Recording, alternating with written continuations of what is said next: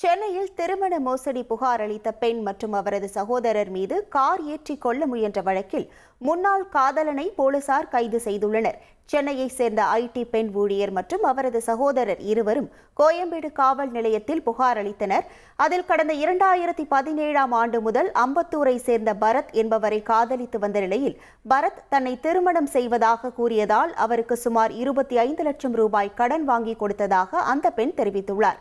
மேலும் தனது நகைகளையும் ஏமாற்றி வாங்கிக் கொண்டு நம்ப வைத்து தன்னுடன் நெருங்கி பழகியதாகவும் கூறியுள்ளார். இதேபோன்று திவ்யா என்ற மற்றொரு பெண்ணிடமும் பரத் பழகியதாக தெரிவித்துள்ளார். பரத்தின் நடவடிக்கைகள் சந்தேகப்படும்படியாக இருந்ததால் அவரது சமூக வலைதள பக்கத்தை ஆய்வு செய்தபோது பல சிறுமிகள் பணக்கார பெண்களை குறிவைத்து ஆசை வார்த்தை கூறி ஏமாற்ற முயன்றதாக குற்றம் சாட்டியுள்ளார். தனது புகாரின் பேரில் வழக்கு பதிவு செய்யப்பட்டதால் ஆத்திரமடைந்த பரத் அவரது சகோதரனுடன் இணைந்து கடந்த 25ஆம் தேதி கோயம்பேட்டில் கார் ஏற்றி தங்கள் இருவரையும் கொல்ல முயன்றதாக சிசிடிவி காட்சியோடு அந்த பெண் புகார் அளித்துள்ளார்.